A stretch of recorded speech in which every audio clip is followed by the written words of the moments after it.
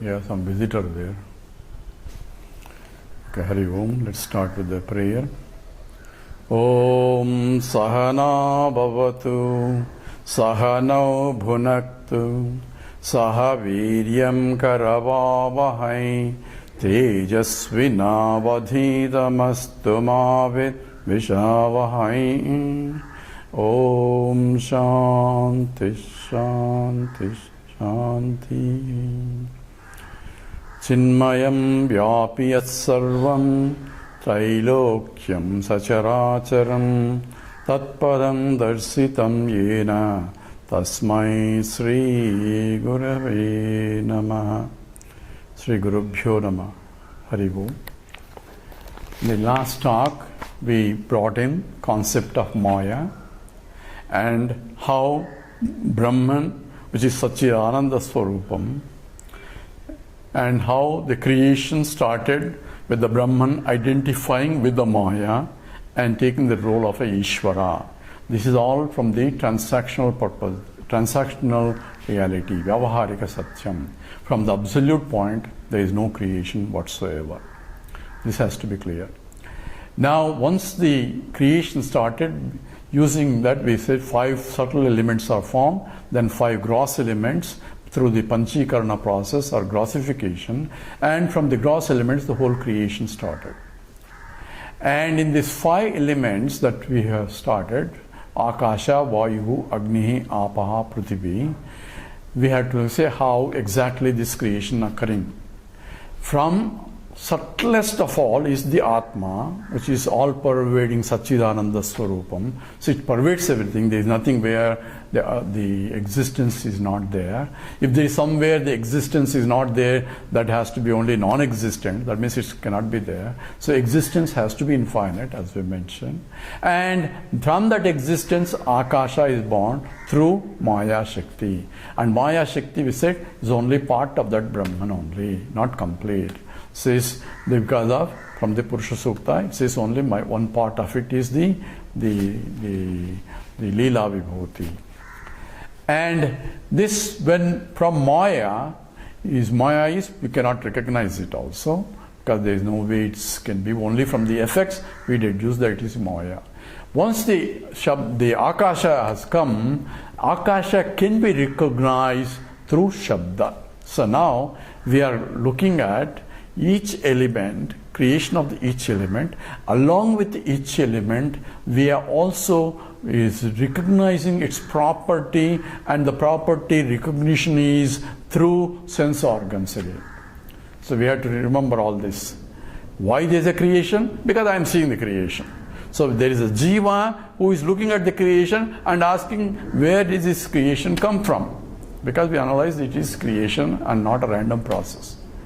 And therefore, it is with reference to Jiva, and it says Akasha, Vayu, Agni, Apaha. How to recognize? It says now, corresponding to each of these 5 elements, we have 5 sense input. That means there are 5 senses can only do attributes. Therefore, 5 attributive contents of each of these elements. That is characterizing those particular elements. So, Shabda, Sparsha, Rupa, Rasa, Gandha. We have 5. Shabda, Sparsha, Rupa, Rasa, Gandha. Shabda means sound. So now go back to our creation. From that Atma, Akasha Sambhutaha. So Akasha and Shabda are related now. Shabda is sound, and Akasha can be recognized because it's a property as though is recognized. Vidyaranya says property of Akasha is that which provides avakasha. Avakasha means it accommodates everything. Whereas the real property of discovery of where Akasha is, location of the Akasha can be done through Shabdam. So when I am sitting here, if the aeroplane is going somewhere, I can say somewhere the aeroplane is going. Even though I don't see it, I don't touch it, I don't taste it, any of the other senses do not. By the sound, I can locate, spatial location can be. And that, therefore, because it's considered as a property of the space. We don't go into scientific aspect here, but at least this is evident that there has to be actually a medium for communication through sound travel, but at least sound travels in the space only. Now, that is a property of space. Now, from Akasha, Vayuhu. So, from Akash, from space, the air came. And now air inheres the property of Akasha, plus it accumulates another property of its own, additional one, and that is Shabda Sparsha. Sparsha is touch or contact. So when the wind is blowing, you know it is cool, and when it's hot weather is blowing, and you know it is hot. So therefore, it can be a sense of touch can be recognized when there is no air at all. We feel suffocated also. Therefore, a sense of touch is a property of the space of the air. Plus, also sound the air traveling also makes a lot of sound also. Particularly when it is severe wind, you know it is heavy, severe sounds also is coming.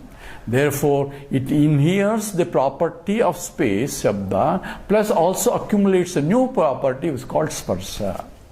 Now, same thing happens when we go to the next level. Akasha, Vayu, Vayu, Agnihi. Agnihi has all these two previous properties from which it came, that is Shabda and Sparsha. And also it accumulates Rupa, form. And therefore, the Agni has its own additional property which is not there before other two, and that is Rupam, form. And Mundaka Upanishad says there are 7 forms of flames also. And of course hard to touch, and of course it says Bhuga Bhuga makes noise of burning, and therefore it has a Sabda, Sparsha and a Rupa. And then you go to the next level, Apaha, it is all the previous ones, plus it has a taste. Sabda, Sparsha, Rupa, Rasam. Rasam is a taste. It accumulates a new property, inheriting all the other previous properties from which it came. And the last one, Prithvi, the earth, has all the 4 properties of the previous one, plus additional property of smell. So as you go from the grossification in this level, Akasha, Vayuhu, Agnihi, Apaha, Prithvi, that is space, air, and then Agni, fire, and water, and the earth, the 5 senses also, input also changes. You have 1 property, 2 properties, 3 properties, 4 properties, and all the 5 properties operating at each level. All that implication is only through the property I can deduce the substance. Why? Because I cannot see the substance. Why? Because remember, what became a substance? The original substance, the Sat, is still going on along all this. In the Akasha, and then there is a Sat. Because when you say Akasha is, because we are not talking about non-existent space, we are talking about existent space. So what was there before? Pure existence without any qualifications, because it is one without a second. Of any of distinctions are not there. Sajati, Vijati, Swagata, Vedas are not there. Distinctions of the same type or different types of jatis or internal differences, they are not there anywhere. And now we are now differentiating, and in the differentiation, that pure existence is also coming through. So when you say Akasha, Akasha is, so it inheres the isness of, so without that Akasha cannot be, because it is. Otherwise it is not. So it is means its existence is supported by the pure existence that is all pervading. Now Akasha itself is subtle, but then when you go to the next one, that existence persists continue because the other one is. So every time something is, the existence still is there all the way through. In the Akasha, Vayuhu, Agnihi, Apaha, Prithvi, in all these 5 elements, the is, Akasha is, air is, the water is, fire is, earth is, the isness of the is of each of the elements is pure existence. So now we have to remember all this. Existence is pervading all these objects, plus any properties that are created by, remember I told you the grossification and the 5 gross elements from which the all bhutas and everything is coming. In all these modifications, that existence still exists as, because without the existence it cannot exist. So everything is only because all creation is, everything, all lokas, all the fields, or the different fields of experiences, they are there, which means they exist. So existence is the original material from which the whole, because it says, I myself became many. So becoming many is material cause. So the essential material cause is still that existence which I cannot perceive, which cannot be logically deduced. That's only scriptural pramana. So substantive of all these elements cannot be noticed, only they can be noticed through the five senses, as I mentioned. These Shabda, Sparsa, Rupa, Rasa, Gandha, those are five sense organs through which sense objects can be perceived through their properties belong to those senses. And pure matter from which the whole universe came step by step, I cannot perceive. Therefore, the whole objective knowledge is only attributive knowledge based on the senses. If my five senses are not working, because the five senses are inherent in all these five elements from which the whole universe came, if five senses are not operating, I cannot prove the existence of the universe. Does it exist if I don't prove it? So how do you prove that it exists? I have to be there to establish the existence, because the knowledge of existence is prerequisite to establish the existence of inert things. Inert things doesn't say I am there. Space doesn't say I am there. I say there is a space here and there is no space here and all that. It is I who make a judgment call based on the observations of these five the senses that I have.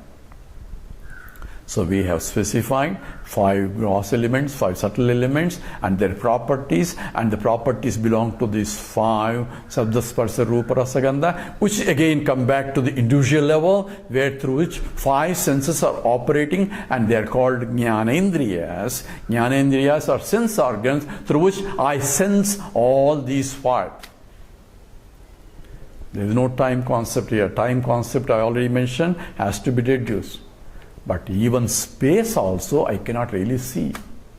Space also I have to deduce that there is a space between that. Why? Because there is a gap between two sequential observations. Therefore, there is a space also. So all that are inherent in these discussions. Now exactly how I need to know or differentiate that which is pervading all the way, because we remember what was there is Brahman, which is in the nature of what we call it Sat-Swarupam. And that Sat-Swarupam is propagating as though, as it is becoming or transferring or apparently transforming Vayu, Agni, Apa, all these five elements. So in everything there has to be that existence has to be there. And therefore the world of objects and everything has to be pervaded by the existence, and that existence is imperceptible. I cannot know. So Swami Paramarthananda says it's that every object, there is existence is there. Existence is not a part or a property of the object, but it pervades the object and provides the support for its very existence of the object itself. And even if the object is not removed, the existence is still there, because the existence can never cease to exist. This is the absolute law of conservation. Remember, when we say when A plus B becomes C plus D, it says that's called balancing equation, where something has to be conserved in the changes, and the conservation is what we call conservation of matter. Also, in the equations we have to conserve the energy also. So it's the conservation of matter and the conservation of energy. And these are somewhat similar to gross and subtle. But that which remains the same in all changes in this transformation of from Akasha, Vayu, Agni, Apaha, there is still something conserved all the way through. That is the pure existence which is from which the whole universe is arising. And that's how we define as the Tatastha Lakshanam of Brahman. which is what? Yato va imani bhutani jayante, yena jatani jivanti, yat prayamta visham vishanti, tad vijnasasva, tad brahmeti. From which the whole universe came, by which is sustained, into which it goes back. That is Brahman, from which Akasha, Akasha Vayu, Vayu Agnihi, Agnihi Apaha, Apaha Prithvi came. That existence which is pervading all this fire and still different from all this fire, yet it is the one that supports all the fire. So, the gold is different from a ring, yet gold is a ring. Rings attributes do not belong to the gold, but yet gold cannot exist without the support of ring cannot exist without the support of gold. So we have to use a discriminative intellect to differentiate Nitya and Anitya. That's what we defined as Viveka, as the qualifications of a seeker. Nitya, Anitya, Vastu Vivekam. What is real and what is not real. So what is real is that which is changeless is real, and that which is unreal, which is Mithya, is that which is changing but appears to be real. So, in this mixture of these two that we defined as adhyasa, a superimposed error, every object that I perceive, these two things are there. One is the form, the attributive content of that object which differentiate from other objects in the world, so that I can know this object is different from all other objects in the whole universe. That attributive content and the locus for it, which involves the nama, rupa. Rupa means also includes the form, shape, color, taste, all these five senses that the senses can gather depending on the nature of the object. But I cannot see in any one of these five senses the essence of that which is the existence, that from which it came and by which it is sustained, into which it goes back. And this law of absolute law of conservation, Krishna tells in the second chapter of Gita, it is nasato vijjati bhavo, na bhavo vijjati sataha. That which exists can never cease to exist. That which is non-existent can never come to existence. And that existence, therefore, is eternal, that is ever present. But I need a viveka, a qualifying intellect, for me to differentiate in this mixture of all the time that which is imperceptible, at the same time that which is perceptible, and the one that is perceptible is only attributive content but not the substantive or the essence of it. And how do I know the essence? I cannot use the regular eyes to see because it's not perceptible. I need a jnana chakshu, a discriminative intellect to differentiate what is real and what is not real. That I have to develop through the study of Vedanta. So we have exhaustively analyzed the creation and the creation aspects. What the creation comes is the Satchidananda Swarupa, and that Sat aspect of it is shifting through Akasha, Vayu, Agni, Apa, Prithvi. Now the question we ask is, sir, original one is Brahman. He says that is existence, all right, but it is also conscious entity. Tadaichada, it's all, and it's self-conscious entity.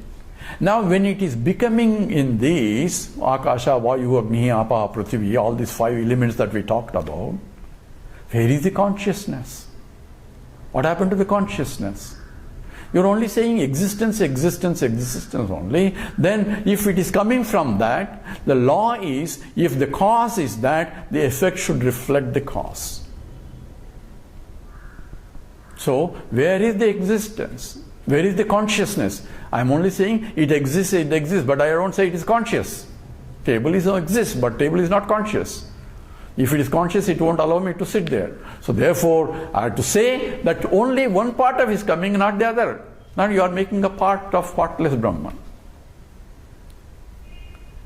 So to understand that, we have to understand what exactly the knowledge of its existence also. We have to go into a little bit deeper analysis of how I know that object exists. But to just for the time being, we say only the existence is manifested there because the equipment that you are looking at is not conducive to express the consciousness. So only existence can be expressed, and the consciousness is inexpressible in those inert forms. But it manifests through the subject who experiences the object. That we have to analyze. So right now, we see only existence is that is pervading. The consciousness that's pervading cannot be perceived through any and cannot be expressed by, because the equipments have to be conducive enough to express that. And how this occurs and what exactly means how an individual has the expression that he is alive and is conscious entity, whereas the inert things cannot express. What's the difference between the two? And that has to be analyzed clearly, and that's where we need to know what is the gross material and what is the subtle body or subtle material, and how subtle only can express the consciousness and not the gross one. And this we have to go into more detail. Now we are going to bring in, we started analyzing with the Jiva, we went to the Ishvara, now the world and the Ishvara. Now we have to join together. This is how do we connect these two, and that has to be analyzed further. With this, we'll stop here. So we'll do the sloka for prayer. Om Purnamada Purnamidam Purnat Purnamudachyate Purnasya Purnamadaya Purnameva Vasishyate. Om Shanti Shanti Shanti. Harihi Om. Shri Gurubhyo Namaha. Harihi Om.